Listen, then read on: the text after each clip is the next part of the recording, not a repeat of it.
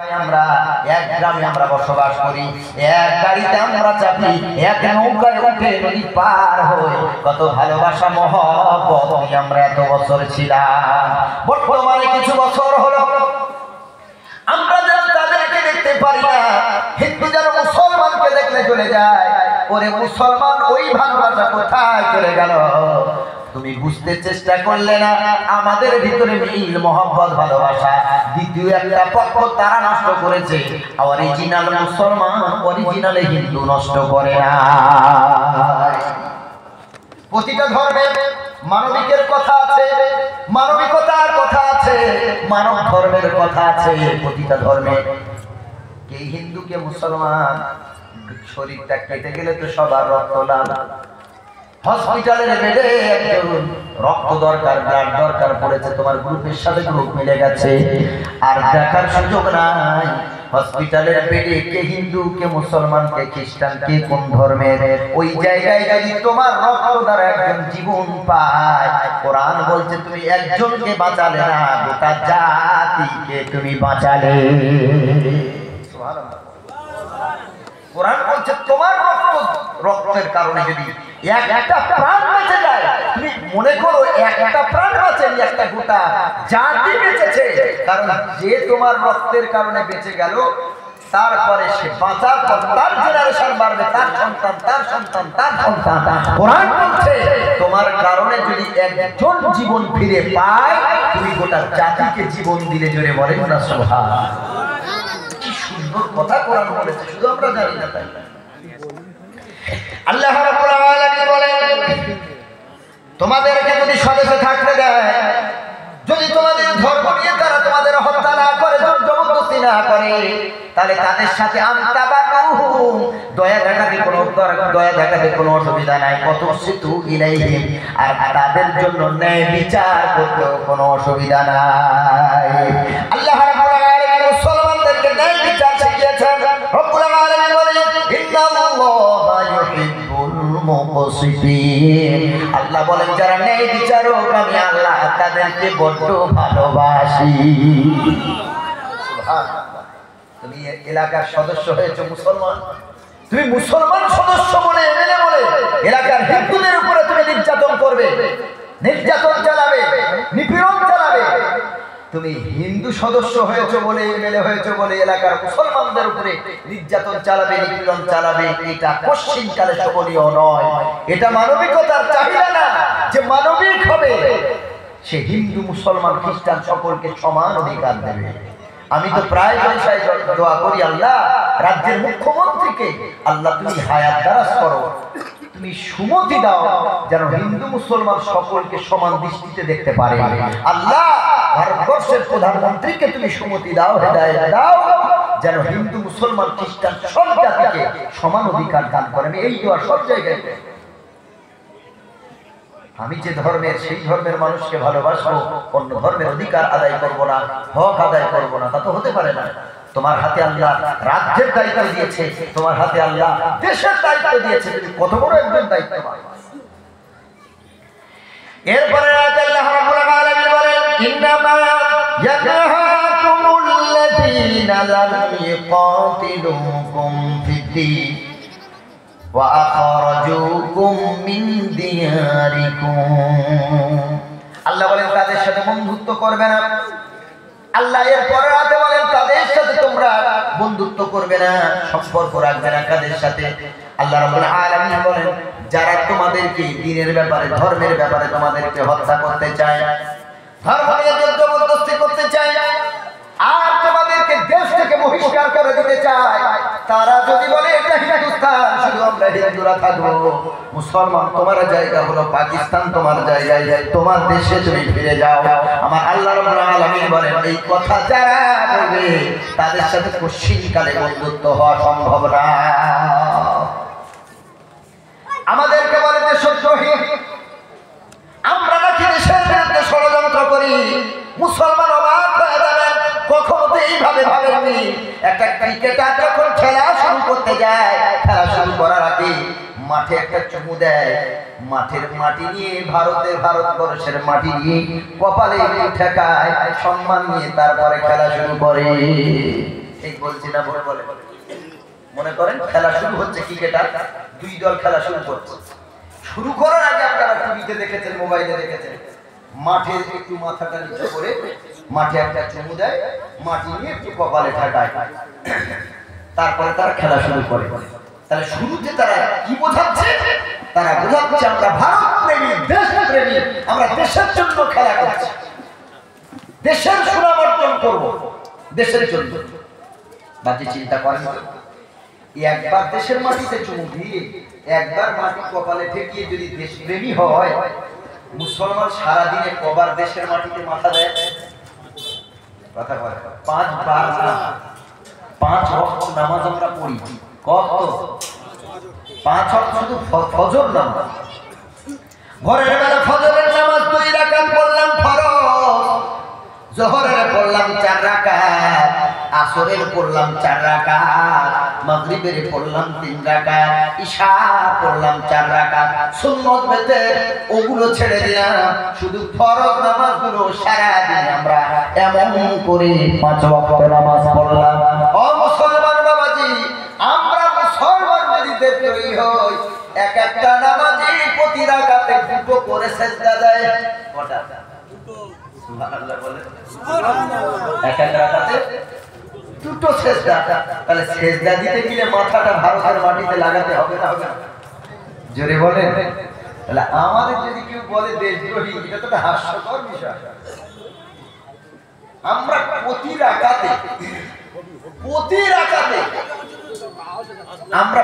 রাকাতে যদি 2 করে সিজদা দিই, তো সারা দিনে কতবার এই মাটিতে আমরা মাথা নিচু করছি, আর এই মাটিতে মাথা নিচু করে আমরা আল্লাহর প্রশংসা করি। জোরে বলেন সুবহানাল্লাহ। তাহলে আমাদের মতো তো হিসেব মতো দেশপ্রেমী যদি সিরিয়াল বানানো যায়, তো মুসলমানেরা দেশপ্রেমীর সিরিয়ালে প্রথম নম্বরে আসবে। জোরে বলেন সুবহানাল্লাহ। আমাদের মতো তো এই মাটিতে এতবার মাথা কেউ ঠেকে না। তারপরে আমাদের বলেছে আমরা দেশদ্রোহী। না, দেশদ্রোহী আমরা। দেশের বিরুদ্ধে কোনো ষড়যন্ত্র আমরা করি না, কারণ আমাদের নবী মুহাম্মদ সাল্লাল্লাহু আলাইহি সাল্লাম বলেছেন, এ মুসলমানেরা, যে দেশে তোমরা থাকবে, এটা নবীর হাদিস, যে দেশে তোমরা থাকবে সেই দেশের হক আদায় করবে। জোরে বলেন সুবহানাল্লাহ। তাহলে আমাদের প্রফেট, আমাদের নবী মুহাম্মদুর রাসূলুল্লাহ সাল্লাল্লাহু আলাইহি সাল্লাম যদি এই বার্তা দেয়, এই আদেশ যদি দেয় যে মুসলমানেরা যে দেশে থাকো না কেন সেই দেশের অধিকার আদায় করবে, হক আদায় করবে, সেই দেশের বিরুদ্ধে ষড়যন্ত্র করবে না, তাহলে আমাদের নবী যদি আমাদের এই শিক্ষা দিতে পারে, তাহলে আমরা কিভাবে সন্ত্রাস হব, আমরা কিভাবে দেশদ্রোহী হব? পশ্চিমকালে না, যে মুসলমান হবে সে সন্ত্রাস না, আর যে সন্ত্রাস হবে, জঙ্গি হবে, মাওবাদী হবে, টেররিস্ট হবে, দেশদ্রোহী হবে, সে মুসলমান না। যে মুসলমান সে ওগুলো না, আর যে ওগুলো কার্যকলাপ করবে সে মুসলমান না। ওর নাম জাপারে হয়, ও ইসলাম ধর্মে ও নেই, ও ইসলাম ধর্ম থেকে খারিজ হয়ে গেছে, বেরিয়ে গেছে। আমি তো বলি, এইরকম মানুষ যেখানে দেখতে পাবে হত্যা করবে, নাম জাপারে হয়, তুলো ধরা হয়, ওর বেঁচে থাকার অধিকার নেই। কারণ আল্লাহ তাআলা বলেছেন কোরআন মাজিদে, শোনো, লা তুফসিদু ফিল আরদ, যে দেশে থাকবে দেশের মাটিতে তোমরা দাঙ্গা হাঙ্গা সৃষ্টি করবে না। সুবহানাল্লাহ। কি সুন্দর কথা আল্লাহ কোরআনে বলেছেন। আল্লাহ রাব্বুল আলামিন বলেন, লা তুফসিদু ফিল আরদ। আল্লাহ রাব্বুল আলামিন বলেন, তুমি দেশের মাটিতে দাঙ্গা হাঙ্গা সৃষ্টি করবে না। তারপর আল্লাহ আরো একটা সতর্ক করলেন, আরো দামি কথা আল্লাহ বলেন, ইন্নাল্লাহা লা ইউহিব্বুল মুফসিদিন। যারা দেশের মাটিতে দাঙ্গা হাঙ্গা করে, দেশের মাটিতে যারা নৈরাজ্য অরাজকতা সৃষ্টি করে, নৈরাজ্য যারা সৃষ্টি করে, আল্লাহ রাব্বুল আলামিন বলেন, এই রকম দাঙ্গাকারী ফাসাদকারীকে আমি আল্লাহ পছন্দ করি না। কোরআনের আয়াত সুস্পষ্ট দলিল যে মুসলমানেরা সন্ত্রাস। কারণ আল্লাহ নিজেই নিষেধ করছেন, দেশের মাটিতে যদি দেশের হক আদায় করবে, দেশে দাঙ্গা হাঙ্গা সৃষ্টি করবে না। সুবহানাল্লাহ। এটা আল্লাহ কোরআন আমাদের শিক্ষা দিচ্ছে। সুবহানাল্লাহ। কোরআন এই কথা বলছে, তাহলে আমরা সন্ত্রাস কি করে হবে? মুসলমান ভাইরা, আল্লাহ নবী আরো দামি কথা বলেন, মুসলমান না শুধু হবে না, আল্লাহ নবীরা শেখ, আল্লাহ নবী দাবি করো গো মুসলমান, আর কোরআনকে যদি সত্য বলে তুমি মেনে নাও, তো আল্লাহ রাব্বুল আলামিন নবী বলছেন, আল্লাহ রাব্বুল আলামিন বলেন, মান কাতালা নাফসান বিগাইরি নাফসিন আও ফাসাদিন ফিল আরদি ফাকান্নামা কাতালান নাসা জামিআ। আল্লাহ রাব্বুল আলামিন বলেন, দেখেন কোরআনে মুসলমানদেরকে আল্লাহ বলছে, হিন্দুদেরকে কিন্তু বলেন। কোরআনে মুসলমানদেরকে বলছে মান কাতালা নাফসান বিগাইরি নাফসিন, যারা কোনো মানুষকে নির্বিচারে হত্যা করে, যারা কোনো মানুষকে কোনো অপরাধ নাই নিরপরাধ মানুষকে যে মুসলমান হত্যা করবে, খুব মনোযোগ দিয়ে শুনবেন, কোরআন বলছে যারা কোনো নিরপরাধ মানুষকে নির্বিচারে হত্যা করে আর দেশে ফাসাদ সৃষ্টি করে, আল্লাহ তাআলা বললেন ফাকান্নামা কাতালান নাসা জামিআ, তারা শুধু একটা মানুষকে হত্যা করলো না, গোটা মানব জাতিকে হত্যা করেছে। তারা একটা মানুষকে হত্যা করেনি, গোটা মানব গোষ্ঠীকে হত্যা করেছে। কোরআন শিক্ষা দেয়। আবার আল্লাহ রাব্বুল আলামিন বলেন, ওয়া মান আহয়াহা ফাকান্নামা আহয়ান নাসা জামিআ। আল্লাহ রাব্বুল আলামিন বলেন, ঠিক এর উল্টোটা, যদি কোনো মানুষ তোমার মাধ্যমে যদি কোনো মানুষ নিরাপত্তা পায়, তোমার মাধ্যমে যদি কোনো মানুষ জীবন ফিরে পায়, তুমি যদি কারোর জীবন ফিরিয়ে দাও, তোমার কারণে যদি কোনো মানুষ কোনো বিপদ থেকে মুক্তি লাভ করে, আমার আল্লাহ রাব্বুল আলামিন বলেন, তুমি শুধু একজনকে মুক্তি দিলে না, একজনকে তুমি বিপদ থেকে রক্ষা করলে না, একজনকে তুমি বিপদ থেকে রক্ষা করলে না, ফাকান্নামা আহয়ান নাসা জামিআ। মূলত তুমি একজনকে না, তোমার কারণে তুমি গোটা মানব গোষ্ঠীকে তুমি জীবন ফিরিয়ে দিলে। যে কোরআন বলছে যদি একটা নিরপরাধ মানুষকে হত্যা করো, তাহলে গোটা জাতিকে হত্যা করলে, আর একটা মানুষকে যদি জীবন রক্ষা করো, তোমার মাধ্যমে যদি জীবন বেঁচে যায়, তোমার মাধ্যমে যদি বিপদ থেকে ফিরে আসতে পারে, তো তুমি একজনকে বিপদ থেকে ফেরালে না, তুমি একজনকে রক্ষা করলে না, গোটা জাতিকে রক্ষা করলে। সুবহানাল্লাহ। কোরআন কি দামি কথা বলেছে। হিন্দু মুসলমান জৈন খ্রিস্টান ইহুদি সকলের সাথে কোরআন কি ভারসাম্য রক্ষা করেছে। সুবহানাল্লাহ। কোরআনে কোন জায়গায় বলা হয়,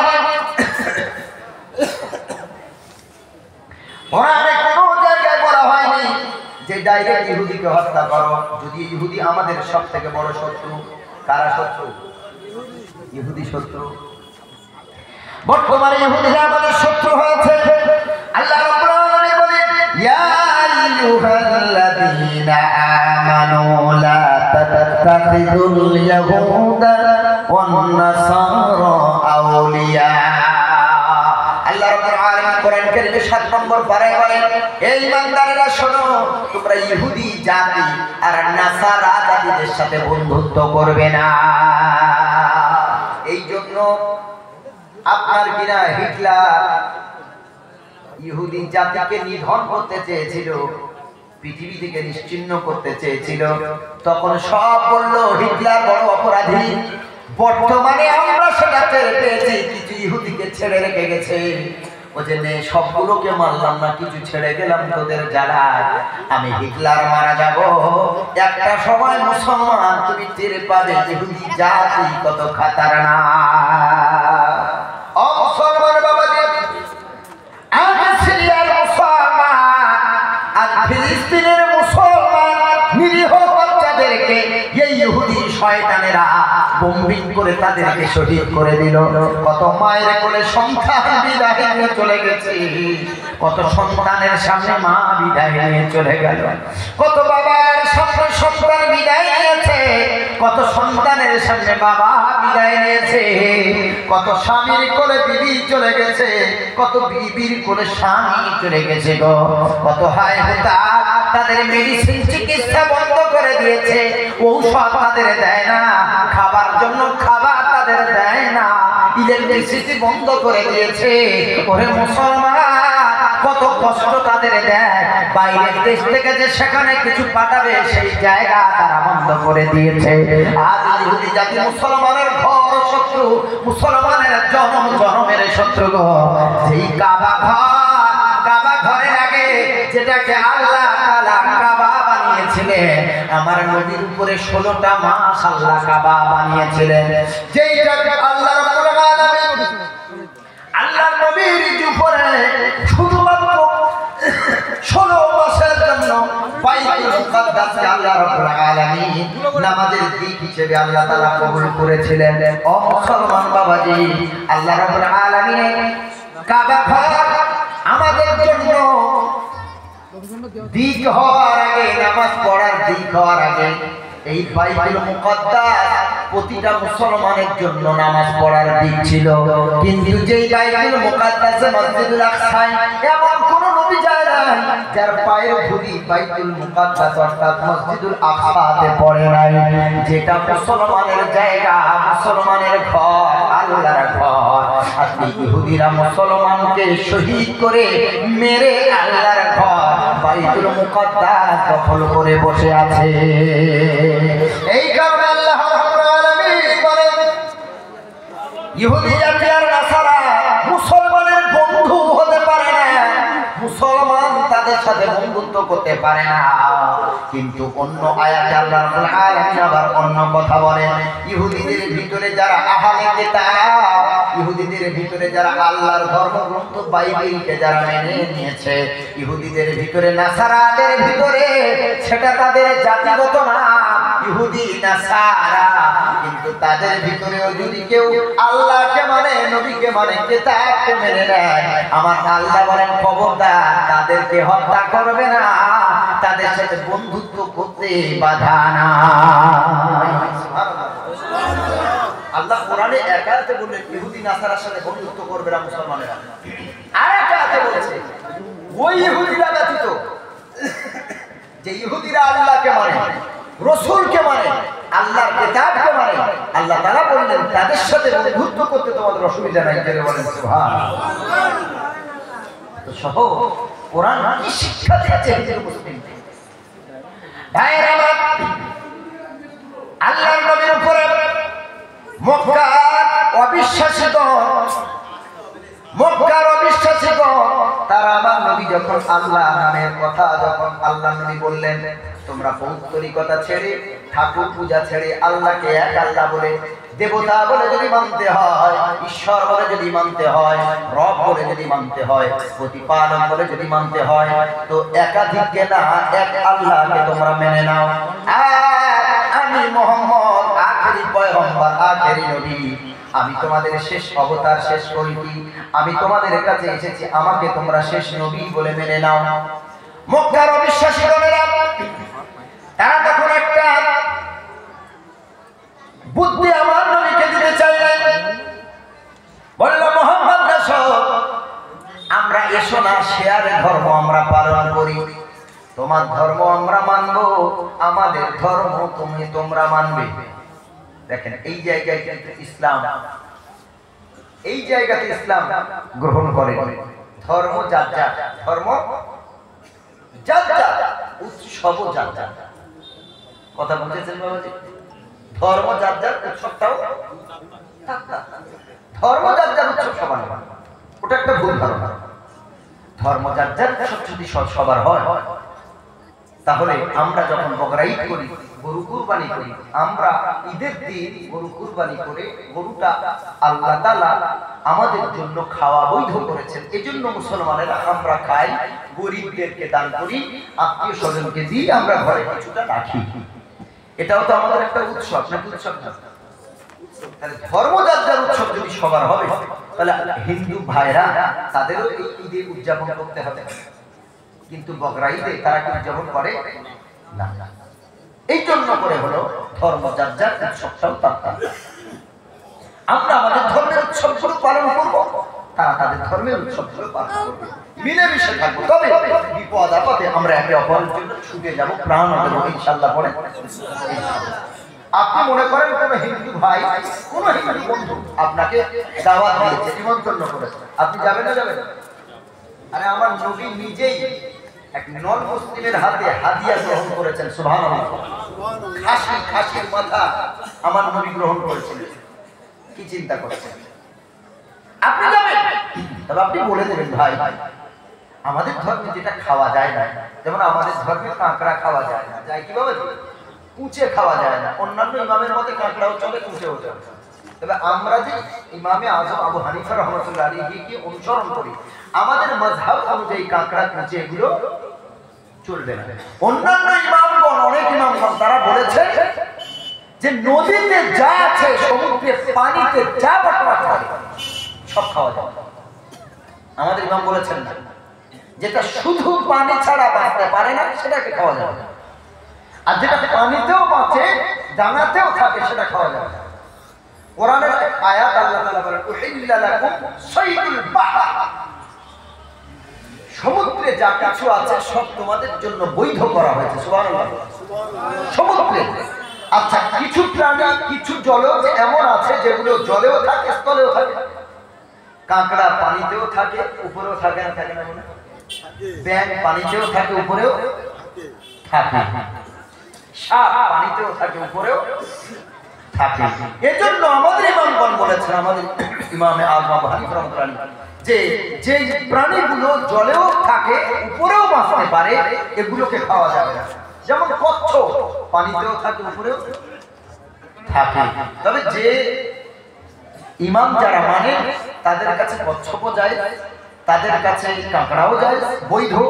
তারা কোরআনের আয়াত দিয়ে বৈধ করেছে না, অন্যান্য হাদিসে যেগুলো আছে তারা সেগুলো হয়তো তাদের সময় সেই হাদিস পাই, অথবা তারা পেয়েও কোরআনটাকে বেশি প্রাধান্য দিয়েছে, কোনো একটা হবে, আল্লাহই ভালো জানে। তবে আমরা ইমামে আযম আবু হানিফা রাহমাতুল্লাহ আলাইহির ফতোয়াটাকে মানি, আলহামদুলিল্লাহ। এই জন্য বলবো, কোন হিন্দু ভাই আমাদের জন্য নিমন্ত্রণ করেছেন, যাবে আলহামদুলিল্লাহ, গিয়ে বড় রুই মাছের টাকা দিয়ে পেটি দিয়ে ভাত খাবে, পারবেন না? বলবেন যে ভাই আমাদের ধর্মে যেগুলো নিষেধ আছে ওইগুলো বাদ দিয়ে আমার জন্য আলাদা রান্না করবো। মাছ হিন্দু মুসলমান সবাই খেতে পারে।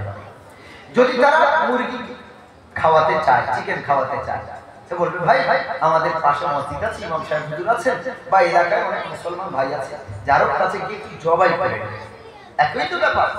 আর এটাও বিজ্ঞানও তাই বলে, জবাই ছাড়া যে প্রাণী খাওয়া হয় তাতে রোগ হয় বেশি, জীবাণু থাকে বেশি। কারণ যেই প্রাণীকে হত্যা করা হয় জবাই ছাড়া, মানে জবাই করে সব রক্তগুলো বার করে দিতে হয়, শিরার ভিতরে যে রক্তগুলো ক্লট হয়ে জমে থাকে, এই জন্য করে এই হাড়ের ভিতরে গলা খায়, অনেকে মুরগির গলা খায় মনে হচ্ছে, এর ভিতরে একটা ছোট্ট শিরা থাকে না, থাকে না?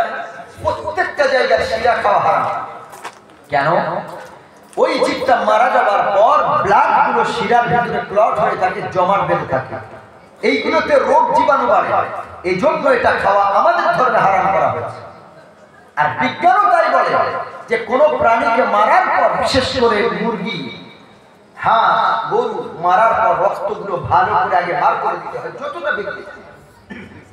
এই জন্য করে তো দোকান থেকে গোশত কিনেই উনানে চাপিয়ে দেবেন, এটা ঠিক না, আগে ওটাকে ধুয়ে নেবেন, রক্ত লেগে আছে, শিরা থাকলে সেটাকে বার করুন।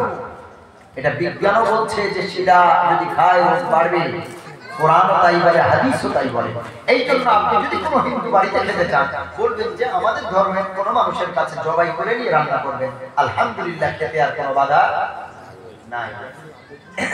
আবার অনেকে বলে আমাদের ইসলাম ধর্মের ভিতরে অনেকে এমন পরেশগারি দেখায়, কোন হিন্দু মানে বাড়িতে খেতে চায় না, এক গ্লাস পানিও না, অস্পৃশ্যতা।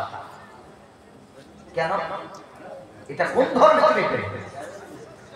তুমি একটা হিন্দু দোকানে চিনি কিনে খেতে পাচ্ছ, এখানে তাকওয়া নাই। যত দোকান আছে সব কি মুসলমানের?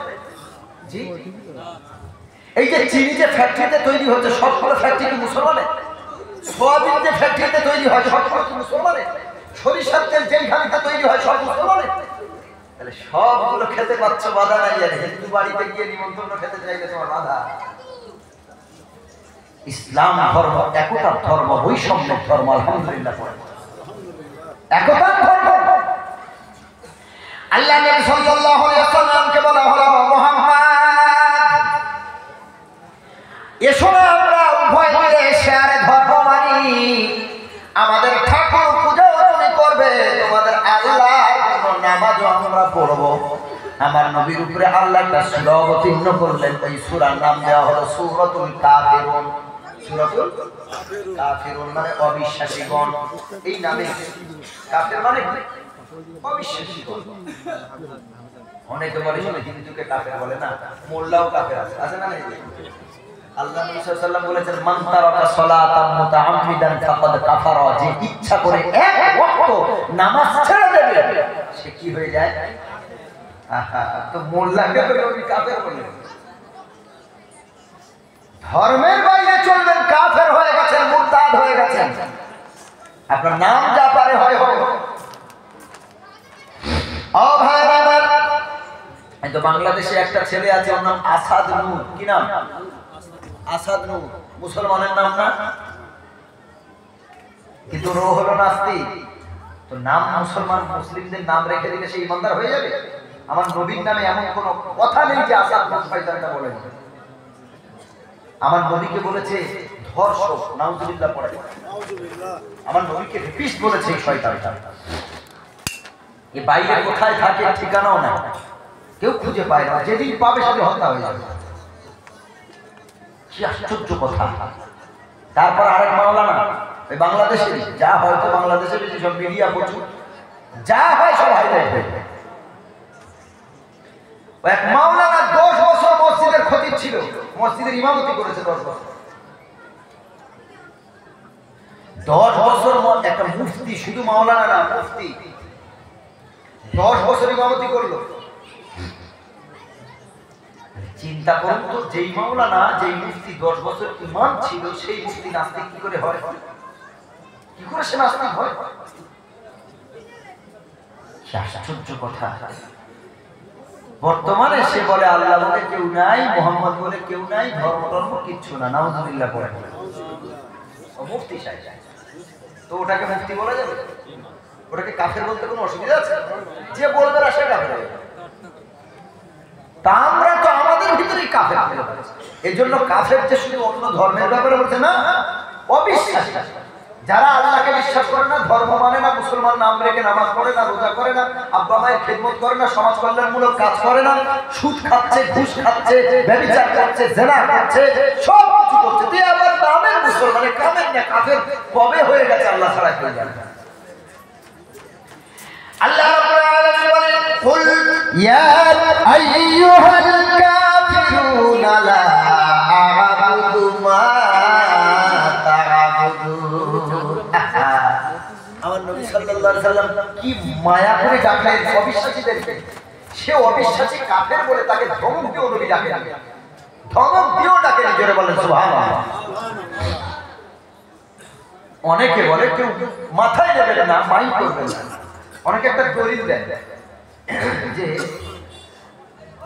সালাম যখন করে, ইয়া নবী সালামু আলাইকা, খবরদার কেউ বিভ্রান্ত করবেন না। অনেকে বলে ইয়া নবী সালামু আলাইকা, এইটা বললে নাকি নবীকে অপমান করা হয়।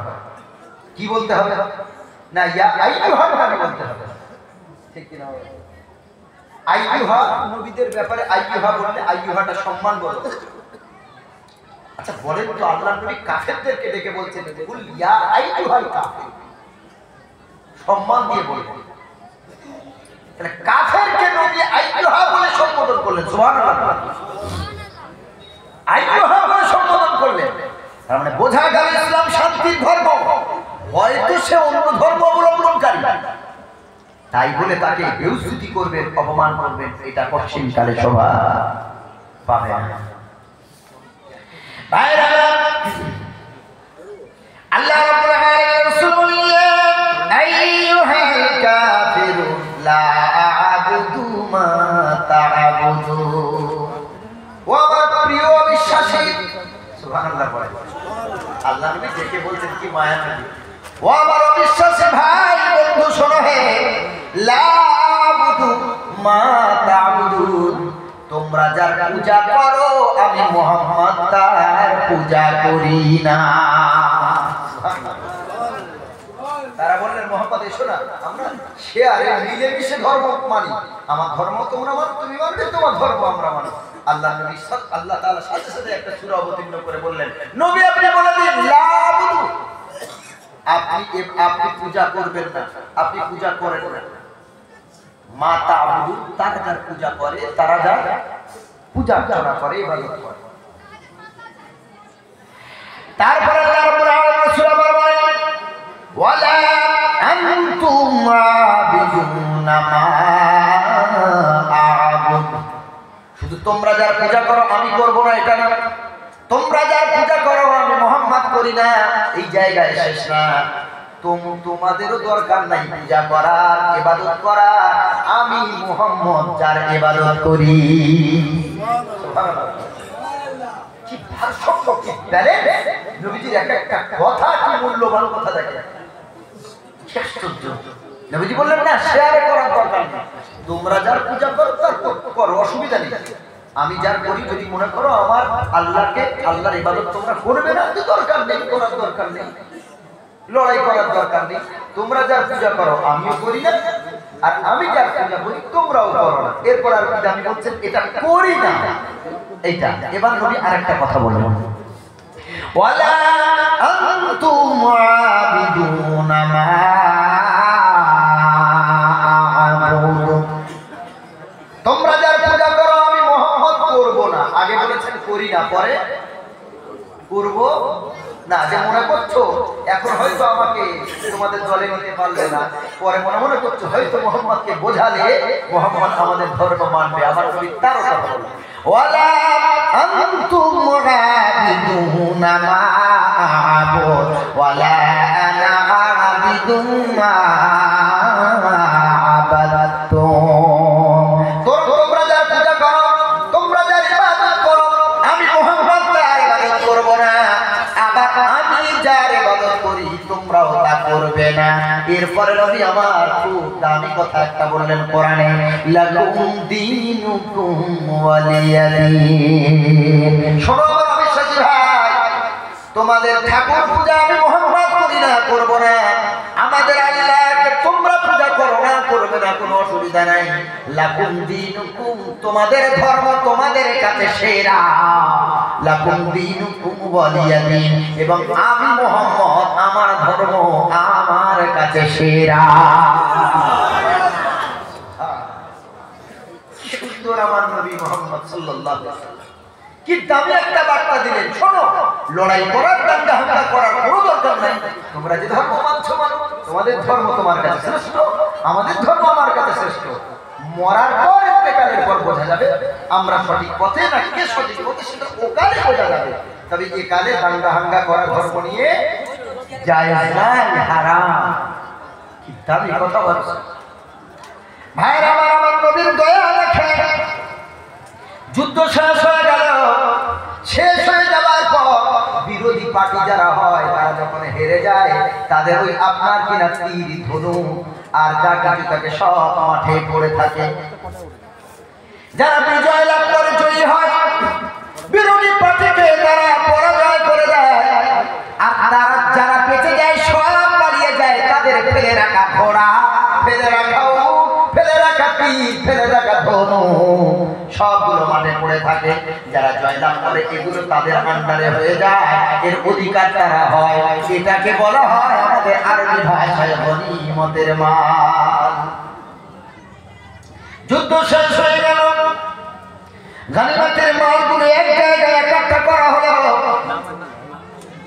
যুদ্ধে যারা হার মেরেছে তাদের ফেলে রাখা সব জিনিসগুলো এক জায়গায় করা হলো। সাহাবীগণ এক জায়গায় এলেন, মক্কার নন মুসলিম কাফের রাজারা ছিল তারাও এক জায়গায় এলো। মুহাম্মদ দান করবে, কাউকে দেবে উট, কাউকে দেবে ঘোড়া, কাউকে দেবে তলোয়ার, কাউকে দেবে আপনার কিনা ধনুক, কাউকে তীর, টাকা পয়সা, জামা কাপড় কাউকে দেবে। সবাই দেখেছে, ভিড় লেগে গেছে। আল্লাহ নবী সাল্লাল্লাহু আলাইহি ওয়াসাল্লাম সাহাবীদেরকে বললেন তোমরা এক এক করে দান করে দাও। সাহাবীরা এক এক করে দুই হাতে দান করছেন, আর নবীজি হাতে একটা বাড়ি নিয়ে ভিড় সামলাচ্ছেন। ভিড় সামলাতে গিয়ে বিশ্বনবী মুহাম্মদ রাসূলুল্লাহ সাল্লাল্লাহু আলাইহি সাল্লামের হাত থেকে ভিড় সামলাতে গিয়ে ধাক্কা লেগে হাতের লাঠিটা নবীজি নবীজির হাত থেকে ছেড়ে গিয়ে একজন নন মুসলিমের কপালে লেগে গেছে। এত জোরে লাঠিটা লেগেছে, নন মুসলিম মুসলমানরা কপাল ফেটে রক্ত ঝরঝর করে পড়তে শুরু করেছে। আমাদের মায়ার নবী জনাবে মুহাম্মদ রাসূলুল্লাহ সাল্লাল্লাহু আলাইহি সাল্লাম সাথে সাথে বললেন, বন্ধ করো, দান করা বন্ধ করো। নবীজি স্টপ করে দিলেন। সবাই বাকরুদ্ধ হয়ে গেল, সবাই তাকিয়ে রয়েছে কি বিচার। নবীজির হাতে লাঠি লেগেছে একজন মুসলিমের কপালে। দেখে নবী কি বিচার করে গো, আমার নবী এমন বিচারকের বিচারক। নবীজি দান করা বন্ধ করে বলল, আয় আমার মুখে আয়। হতে পারে তুই নন মুসলিম, হতে পারে তুই ইহুদি, আয় মুখে আয়, আমাকে ক্ষমা করে দে। আমার অজান্তে আমার হাতের লাঠিটা তোমার কপালে লেগেছে। এই দুনিয়ার মাটিতে যদি তুমি আমাকে আসামি বানিয়ে দাও, আমাকে যদি ক্ষমা না করো, কাল কিয়ামতের দিন আমি আসামির কাঠগড়ে না দাঁড়ানো পর্যন্ত জান্নাতে যেতে পারবো না। এসো ইহুদি, এসো আমার মুখে এসো, তোমার দুটো হাত করে আমি বলছি, আমার তুমি ক্ষমা করে দাও। আমি মুখটা বাড়িয়ে দিলাম, আমার লাঠিটা লেগে তোমার কপাল থেকে রক্ত পড়েছে। নবীজি রক্ত বন্ধের ব্যবস্থা করে দিলেন, সেবা দিলেন। এরপরে বললেন, যদি মারতেও হয় মেরে না, যেভাবে প্রতিশোধ গ্রহণ করা হয় এই মাটিতে প্রতিশোধ গ্রহণ করো। হে কিয়ামতের দিন যেন প্রতিশোধ গ্রহণ না করো। ও ইহুদি,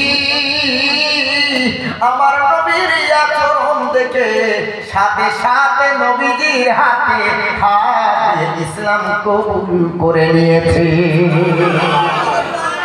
ঠিক এইরকম এক ঘটনা হযরত আলীর সাথে রাদিয়াল্লাহু তাআলা আনহু। আলীর সামনে একজন অমুসলিম আল্লাহর নবীর বিরুদ্ধে গালমন্দ করেছে, গালাগালি করেছে, নবীর নামে আল্লাহর নামে কটূক্তি করেছে।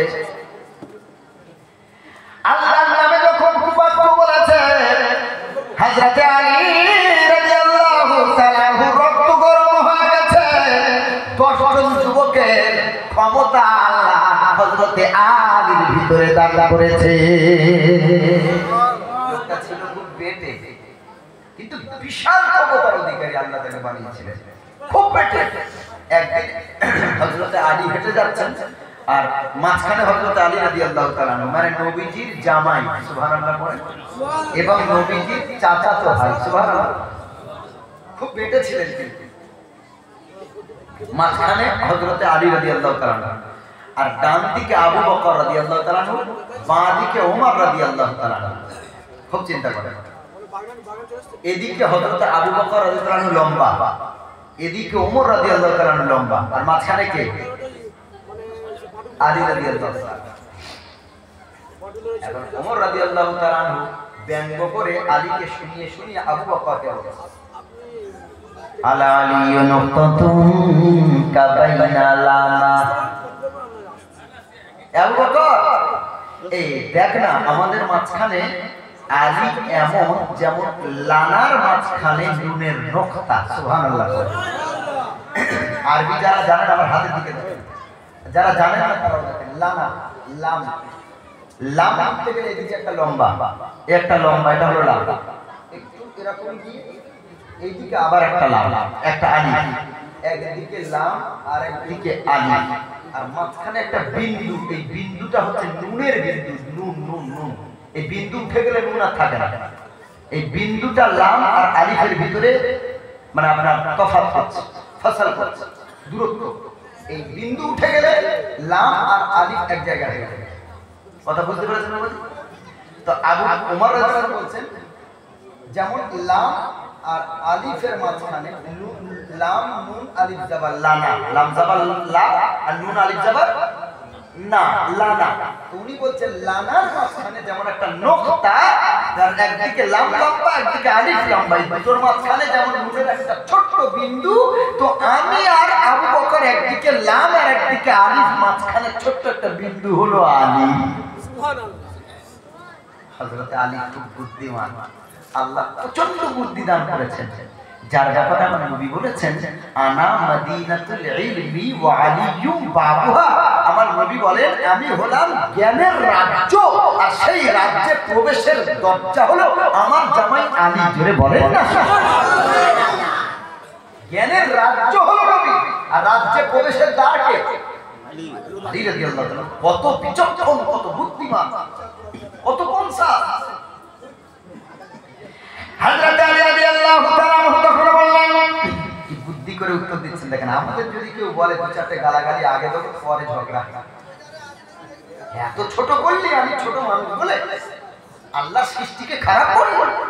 কিন্তু আলী রাদিয়াল্লাহু তাআলা হিকমত করে বুদ্ধি করে উত্তর দিচ্ছেন। হযরত আলী রাদিয়াল্লাহু তাআলা বলেন, আমি নুনের নোকতা আছি বলেই তোমাদের দুজনের অস্তিত্ব আছে, আর আমি নোকতা যদি উঠে যাই তো লাম আলিফ জাবার লা, লা মানে হলো নাই। সুবহানাল্লাহ, সুবহানাল্লাহ। আমরা কলেমা পড়ি লা ইলাহা, কোন ইলাহ নাই, লা মানে কি? নাই। লা ইলাহা, কোন ইলাহ নাই, কোন উপাস্য নাই, কোন রব নাই, ইল্লাল্লাহ, আল্লাহ ছাড়া। তাহলে লা অর্থ নাই। হযরত আলী কাররামাল্লাহু ওয়াজহাহু বলে, আমি নুনের নোকতা বিন্দুটা আছি বলেই তুমি আলাদা আলাদা থাকতে পেরেছো। আমি যদি উঠে যাই, লাম আলিফ জাবার লা মানে নাই, অর্থাৎ আমি নুন ছাড়া তোমাদের দুজনের অস্তিত্ব না। দেখেছেন কত বুদ্ধি। আমরা তো বুদ্ধি খরচ করি না, মারপিটের দিকে আগে। ব্রেন আল্লাহ দিয়েছেন, আশরাফুল মাখলুকাত বানিয়েছেন, সবথেকে বেশি ব্রেন করেছেন আল্লাহ আমাদের। আমরা ব্রেন খরচ করে বুদ্ধি করে উত্তর দেব সেসব নাই, শুধু ঝগড়া আর হুজ্জুতি করতে পারলেই হলো, তর্কে ফাঁস। এই জন্য যারা দেখবেন জ্ঞানী মানুষ তারা বেশি তর্ক করে। আল্লাহ তাআলা বলেছেন, শোনো, যখন মূর্খদের সাথে দেখা হবে তখন শুধু সালাম বলবে, সালাম দিয়ে ফিরে আসে। মূর্খদের সাথে যদি কেউ তর্ক করে তো সে যত বড় জ্ঞানী হোক আর ইঞ্জিনিয়ার হোক, ডাক্তার হোক আর যাই হোক, ও জীবনে জিততে পারবে না। আমি চ্যালেঞ্জ করে গেলাম, কথা ঠিক বুঝতে হবে। মূর্খ মনে করে আমি যেটা বুঝেছি আমার বুঝটাই ঠিক, আমার বুঝেই তোকে আসতে হবে, তোর বুঝটা আমি মানব না। ও তর্ক বোঝে না, কিচ্ছু বোঝে না, মানে উদাহরণ বোঝে না, কিচ্ছু না, আমি যেটা বুঝেছি এইটাই ঠিক। এই জন্য আল্লাহ তাআলা বলেছেন, শোনো, যখন মূর্খদের সাথে দেখা হবে তখন তোমরা তর্কে জড়াবে না, শুধু আসসালামু আলাইকুম বলে রাস্তা সাইড থেকে দেবে। ভাইরা, সেই আলী রাদিয়াল্লাহু তাআলা আনহু, তার সামনে আল্লাহ নবীকে গালাগালি করা হয়েছে, আল্লাহকে গালাগালি করেছে। হযরত আলী কাররামাল্লাহু ওয়াজহাহু কত বড় ক্ষমতা দেখেন। কাফেরদের বিরুদ্ধে তারা মুসলমানকে মারতে আসছে। কাফেরের একজন নেতা উঠে দাঁড়িয়ে বলছে, কে আছে মায়ের লাল, আমার সামনে আসবে, তার মায়ের কোল খালি করবে, তার বাচ্চাকে ইতিম করাতে কি চাও, তার বিবিকে কি বিধবা বানাতে চাও, কে আছে এসো আমার সামনে লড়াই করবি। তখন মুসলমান মুসলিমেও আল্লাহ নবী সাল্লাল্লাহু আলাইহি সাল্লাম সহ সাহাবীরা দাঁড়িয়ে আছে, কারো হিম্মত হলো না। কাফের এমন করে ঘোড়ার পাটা এইভাবে ছোটায় আর বালুগুলো ওড়ে ধোঁয়া হয়ে যায়। হযরত আলী এই কথা শুনে থাকতে পারলেন না। ইসলামের বেইজ্জতি হয়, ইসলামের অপমান হবে আলীর সামনে, আলী তা মেনে নেবে না। হযরত আলী কাররামাল্লাহু ওয়াজহাহু বললেন, আমি আছি, লাব্বাইক। সুবহানাল্লাহ, সুবহানাল্লাহ। পেটে মানুষ, শর্ট হাইট মানুষ, ঘোড়ার উপরে দাঁড়িয়ে উঠে নবীজি সামনে আছেন, আমি আলীর সাথে মোকাবেলা করব। ও চিন্তা করছে, আলী একটুখানি মানুষ কি করবে? দুটো ঘোড়া দুদিকে ঘুরছে, একটা ঘোড়ার উপরে কাফের বসে আছে, কাফেরের নেতা, আর এক ঘোড়ার উপরে বসে আছে আলী রাদিয়াল্লাহু তাআলা। এই যে কাফের আর আলী, এদের ভিতরে একটা সম্পর্ক ছিল। বলছে, আলী, আলী, তুই আমারই বংশের ছেলে, আমি চাই না আমার হাতে তুই নিহত, তুই তুই আমারই বংশে, সুতরাং তুই চলে যা, তুই চলে যা, তোর বিবি বিধবা হবে, বাচ্চা ইতিম হবে, আমার সামনে তুই চলে যা, তুই তো আমারই পরিবারের মানুষ, তোকে আমি মারতে পারবো না। হযরত আলী ইমানের পাওয়ার দেখে আলী রাদিয়াল্লাহু তাআলা আনহু বলে, ইসলামের বিপক্ষে যাবে, ইসলামকে যে ছোট করবে, ইসলামের উপরে যে আঘাত হানতে আসবে, আমি আলী দেখবো না সে আমার পরিবারের কিনা, আমার বাপ, আমার মা, আমার ভাই, আমার বোন, আমার বিবি, আমার বাচ্চা কে আছে আমার সামনে, আমি আলী তা দেখবো না। কাফের বলে তো সত্য, কে আগে আঘাত করবে? হযরত আলী কাররামাল্লাহু ওয়াজহু বলে, আগে আপনি আঘাত করুন। কাফের আঘাত করেছে, হযরত আলী রাদিয়াল্লাহু আনহু ঢাল দিয়ে আঘাতটাকে প্রতিরক্ষা করেছে। এরপর একটা আঘাত মেরেছে কাফের, একটা আঘাত আনবে হযরত আলী। হযরত আলী বলেন, এখন আমার পলার সবটা রেডি হয়ে যা। হযরত আলী রাদিয়াল্লাহু তাআলা আনহু তলোয়ারটা নিয়ে এত জোরে মেরেছে, ঘোড়ার পিঠ হতে তলোয়ার মাটির তলায় কাফের শহরে মজ্জিত হয়ে গেছে। আল্লাহ নবী এবং সাহাবী মনে করলেন হযরত আলী বুঝি ইন্তেকাল করেছেন। পুরো ধুলোয় ধুলোময়। ধুলোটা যখন সরে গেল, দেখছেন আলী ইন্তেকাল করেনি, কাফের আলী তলোয়ারের মাথায় পড়ে জমিনের ভিতরে গেড়ে গেছে। জোরে বলেন সুবহানাল্লাহ। কত ক্ষমতা এক যুদ্ধে। হযরত আলী রাদিয়াল্লাহু তাআলা বিশাল একটা লোহার কবাব, ডান হাতে এক হাত ধরে, দুই হাত দিয়ে এক হাত ধরে ডান হাত দিয়ে ধরেছে, ওই কবাবটা এইভাবে ছাড়িয়ে দিয়েছে, মানে কাফের